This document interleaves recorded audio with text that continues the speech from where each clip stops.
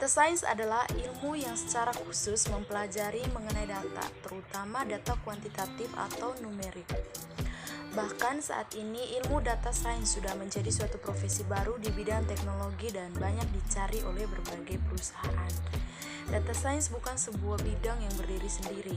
Bidang ini merupakan kombinasi dari berbagai bidang termasuk ilmu komputer, matematika, statistik, strategi bisnis, machine learning, keahlian spesifik dari bisnis yang dijalankan, skill komunikasi dan presentasi, serta kemampuan untuk memvisualisasikan data sehingga analisis dapat dikonsumsi oleh khalayak luas. 3 komponen yang terlibat dalam data science adalah organizing, packing, dan delivering.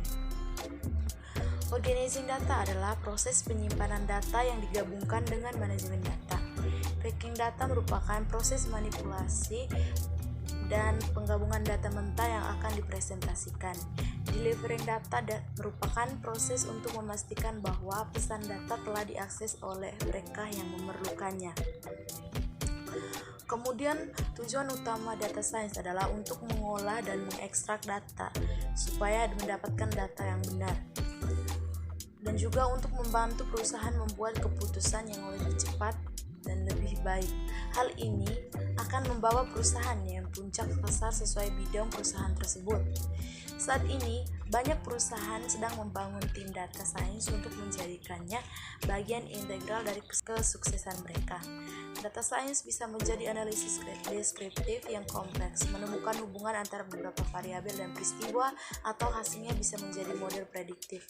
Basis informasinya adalah data, tetapi dapat berupa kombinasi data internal maupun eksternal, dan mungkin juga dari sumber data yang tidak terstruktur seperti dokumen, gambar, dan video. Outputnya sering kali bukan berupa laporan, melainkan model pembelajaran mesin yang berupa suatu bagian dari algoritma yang telah belajar mengenali penipuan, memprediksi profitabilitas pelanggan, atau menentukan penawaran terbaik berikutnya untuk ditampilkan kepada pelanggan. Untuk pembuatan keputusan tetap dikembalikan kepada manusia, yang berarti manajemen perusahaan sebagai pemegang kendali dari strategi yang akan dipilih.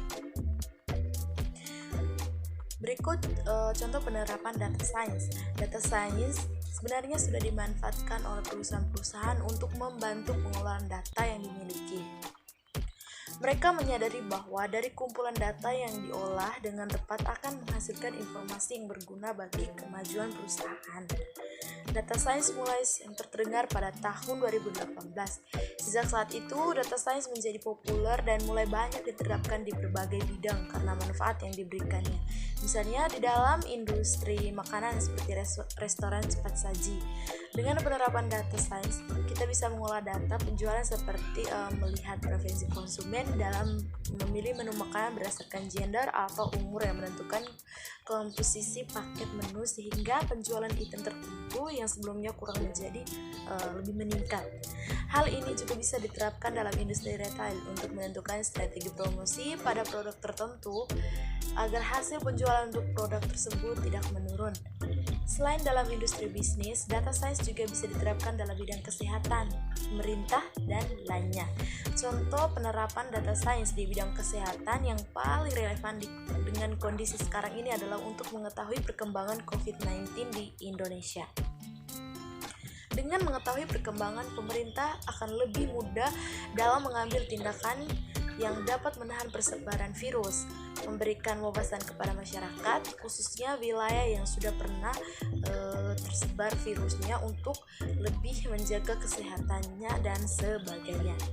Terdapat juga penelitian yang menggunakan data science untuk membantu pengobatan kanker.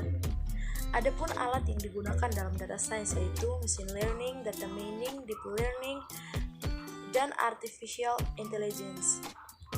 Dengan bantuan dan peran data science, kebijakan PSBB dan dapat dinilai keoptimalannya. Salah satunya adalah dengan platform yang dibuat oleh Lokadata.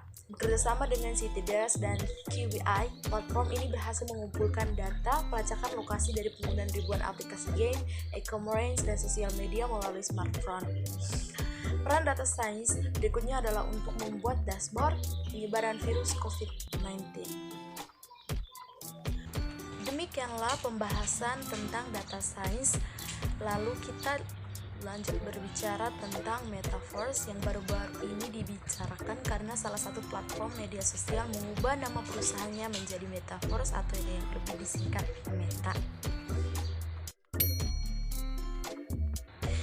Kita ketahui bahwa Metaverse adalah bagian internet dari realitas virtual bersama yang dibuat semirip mungkin dengan dunia nyata dalam dunia internet tahap kedua. Meta artinya melampaui, sedang verse berasal dari kata universe yang artinya alam semesta. Metaverse dalam arti yang lebih luas mungkin tidak hanya merujuk pada lingkungan virtual yang dioperasikan oleh perusahaan media sosial, tetapi seluruh spektrum realitas berimbang.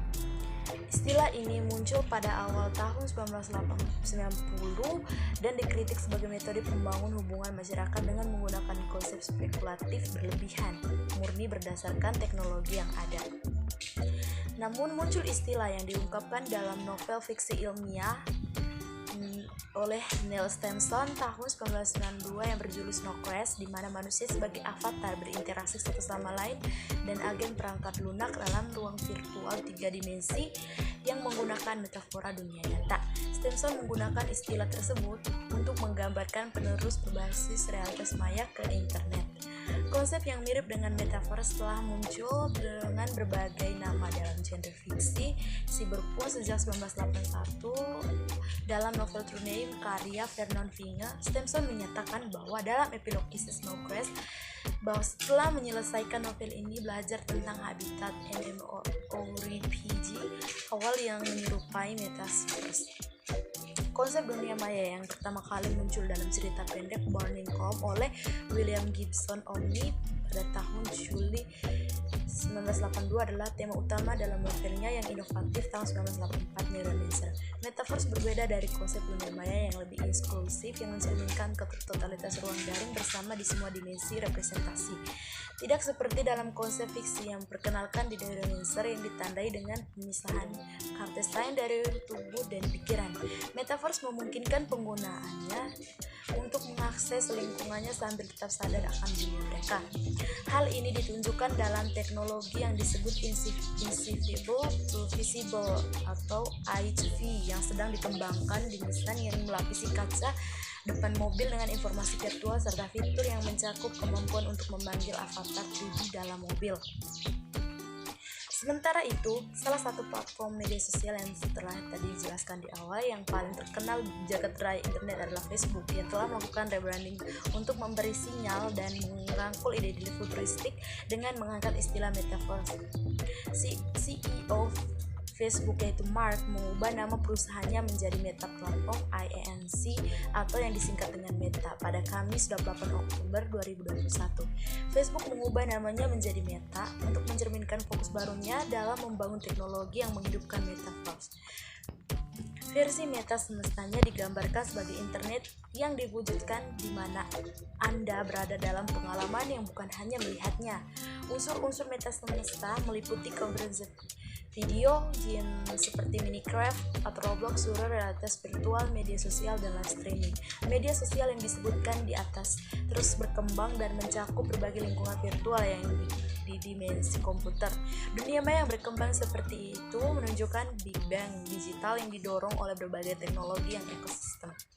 Teknologi adalah jembatan yang mendorong transisi dari internet saat ini ke metaverse, seperti extended reality, user interactivity atau human computer interaction, kecerdasan buatan, computer vision age, dan komputasi awan, dan fitur mobile networks.